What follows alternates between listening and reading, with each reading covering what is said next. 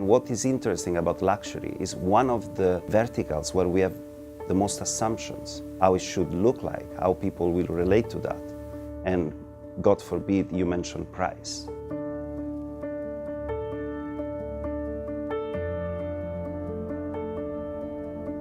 I think in general there was never a more interesting and challenging time to work in the automotive industry, and specifically in automotive marketing. I think these are really the years that define the future of a brand moving forward, because it's not a one-sided communication anymore. Now we are in constant dialogue with our customers. They share opinions, they share statements, so ultimately it's more what matters to them actually than to us.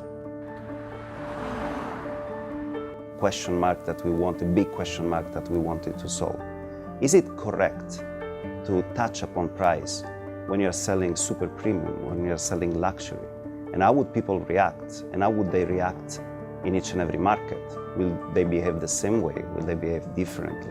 So Mercedes-Benz came to us earlier this year, and they asked us whether we can help them understand if mentioning price will have any impact on the brand, both in terms of purchase intent, but also whether it will hurt negatively the brand metric. At the moment there was no specific car. We just wanted to test it out with the available assets that we have. So we decided to test it with the C-Class campaign.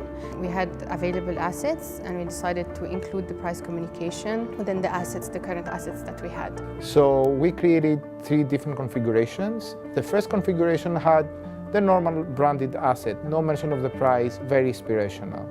The second configuration was again a long-form true view that was based on the branded asset, but we added a frame in the beginning and the end mentioning the offer and the price.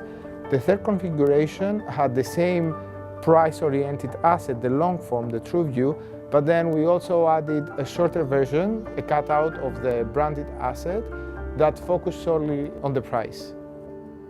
So we run the campaign, and after that we sat with the Google and YouTube team to understand the insights, and we were quite surprised with the insights we got.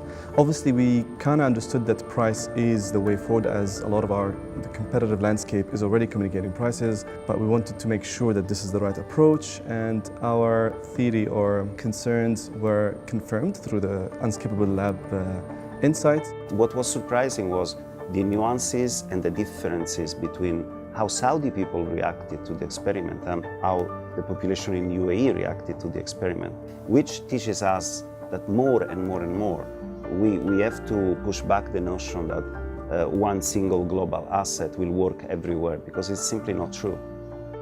This is not the first time we work with the Google and YouTube team. We have a very strong relationship with them, and we feel like they're an extension to our team, and we work with them quite closely.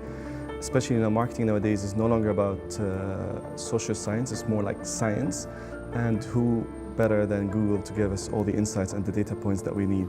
Since they are the experts, they really allow us to get insights into our target group, into our audience, and most of all, what does our audience think of our campaign.